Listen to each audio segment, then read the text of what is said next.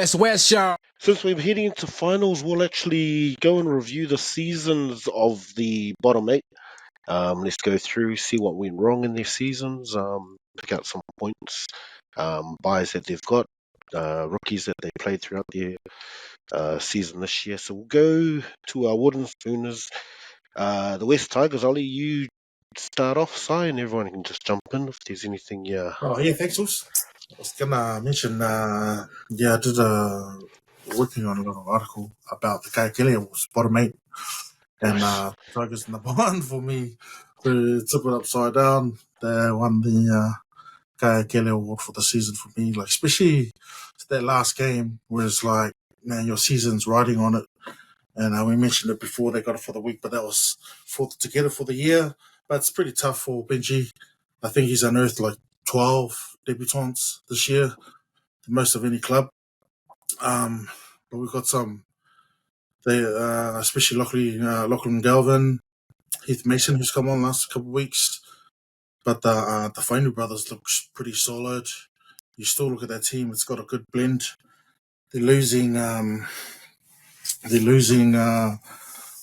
Papali'i, and Bateman was a bit of a fail from the forwards, but they are getting Royce Waifoi from the Sharks. Royce Hunt. Royce Hunt, What a pickup, yeah. man! And he's all heart, man. That guy, man. Samoan international. So it's looking up, but yeah, it's pretty dominated by youth, and it was basically just uppy and didn't really have much support from senior blokes. But it's looking up. It's not too bad, but they get the award for me. Tough one for his first year of coaching, Kalufaya Benji. Yeah, Bobby, you see these guys improving next year with addition of Jerome? Like they potentially got an opportunity to perform well next year. It's just it's all about time and those combinations. Like you've seen the Doggies rebuild. They've had these guys sort of come in over the last few years and pieces to that Bulldogs puzzle, which has enabled them to be in the top 8 this year. It's taken a while for them to get to this point and for them to gel properly as a squad. Yes, they're going to get some quality players next year. You know, there's also talk. You know, they've got Taruva. They've got Jareem Buller, who's really, really good up the back. Buller's, yeah, you'll get better. And and now I'm hearing talk that Marcelo Montoya might be heading over to the Tigers next year. And I don't know if there's any truth in that or whether it's just Marcelo's agent. I don't know, trying to scheme for more kupe at the Warriors. But you know, if they're able to snag Marcelo over to the Tigers, and then they've got a really good sort of solid back three to complement what's going to be a really interesting forward pack for them. Like the Whānau brothers, like that was a massive coup getting those boys over from Manly. Yeah, Manly, they are good. And then to have Jerome there, who's going to be working with a really, really, really good young Lockie Galvin, that combination, I'm hoping, is going to fire things off for the West Tigers next year. And yeah, you're right. Like, this wasn't really a year for Benji to sort of come in and, you know, miraculously get them off the bottom of the table. It was more to sort of just guide them around to see where it was that they would end up. They finished last again, but it does look promising. Like, the squad next year shows a lot of promise, and I think, you know, they've got some really good outside backs. If they're able to get Olam back into his Melbourne Storm sort of form next year in the centres, you know, they've got some really quality outside players that can score points. And so, yeah, it's interesting what next year will look like for them. It's just a matter of whether all of that outside noise that's happening around the club with Balmain Tigers wanting to separate from the Western Suburbs and the whole sort of franchise, whether that's going to happen or not.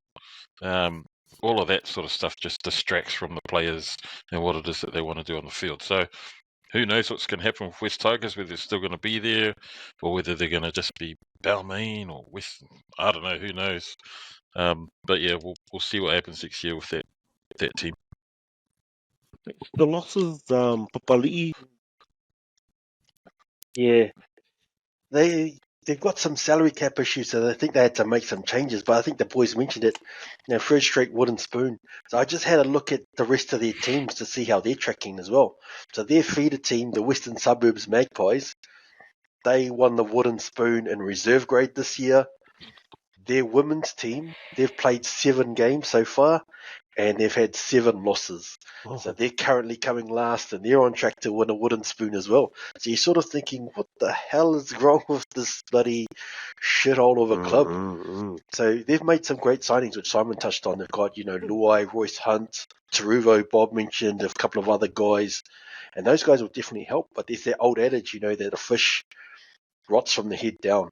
So to me, the most important signings, in my opinion, have happened at the top. So they got rid of Lee Hadjipantelis. He was the chairman, and he's been ousted. They got rid of Justin Pascoe, who was the CEO. He's gone. They picked up Shane Richardson. So he was the CEO at South sort of in the early 2000s, not long after they got readmitted back into the comp. So he took over in 2004 after they'd won 2 straight wooden spoons. And in his 10-year stay there, he took them from, wooden spooners to winning the premiership as the CEO. So those changes in the front office are the main reason why I think there might be some light at the end of the tunnel for the Tigers. Because to me, their biggest failings have been poor administration. So I think hopefully they can turn it around. Nice, boys. Rog, anything further for the Tigers? I don't know. I can't remember if anyone's mentioned Talon De Silva, looking at being a long-term hooker after Api Korisa was done. The Whanua Pole, he's been a good acquisition as well. But 6 wins, 6 wins in the 2024 season. Only 6 wins. It's a bit tough, but they look like even though they've got the wooden spoon this year again, I think there's been some promising signs, and they took a pretty big scalp at the end there as well, towards the end. So I think it's not all doom and gloom for them, but hopefully for Benji's sake, being one of the only Kiwis, if not the only, in and around the NRL head coach space, it's that he can get some good results next year. But by all accounts, I don't know what's happening in the background, like you were mentioning, Stacey, around the administration. But in terms of their player base, they've got some good players there. Api's still there, and who knows, with Jerome Luai coming through, hopefully that provides a bit of go forward for them in the halves.